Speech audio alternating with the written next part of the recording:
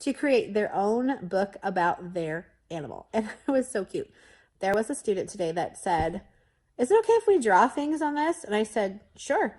I said, actually, what you're going to do is you're going to take all the information you're finding and you're going to make your own animal book. And the student was like, oh, that's so cool. I said, yeah. So you'll have a choice. You can either illustrate things in your book or you can actually find pictures that we can print out and you can put in your book. And so they were super excited. I'm like, yay, I'm glad. It's so cool when you see them get really excited about something. I'm so happy. So they're really enjoying this researching part. It's pretty cool. Because, you know, honestly, kids want to know things.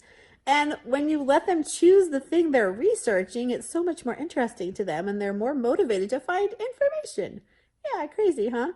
Anyway, so I told them tomorrow we're going to actually start using those nonfiction books that I've made for them so they can start putting in the things. So I will share that with you too because it's just something I made on PowerPoint. And so I'll link it below for you if you want to use it. So it's going to be a half-page book, so you can print 2 books on 1 page. And it'll have a title page, so it says all about. And really, it could be about anything. It doesn't have to be animals. It could be anything. So very open-ended. Then you open it up and there's a table of contents that they can put in. Then there are a few pages that have like a place for a picture. And then there's some places where you can write about the picture. And then there are some just plain writing pages. And then at the end, I've put a place for a glossary so they can put any interesting words or vocabulary that they want to put in. Also, I have a sheet on the back that the very last page in the resource, whatever you want to call it, is a sheet of like strips that they can use to label things, because I'm making this have lots of nonfiction text features in it because that's one of our standards is to use nonfiction text features.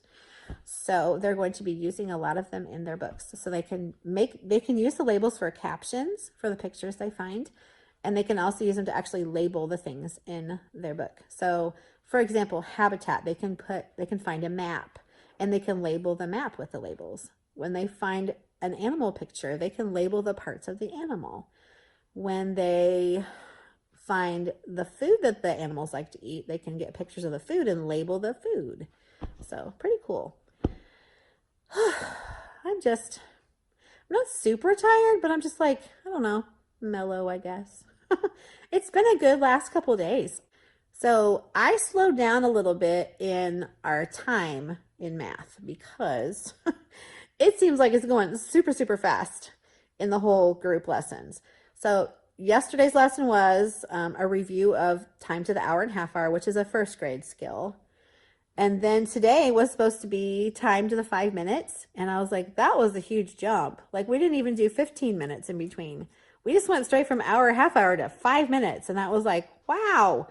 And some of my students yesterday were a little bit confused on the hour hand and the minute hand because they hadn't thought about it for a while. And I'm like, oh, I think we need to review that some more. So I did a move it time to the hour and half hour activity with them for their math lesson today to reinforce yesterday's lesson and go math.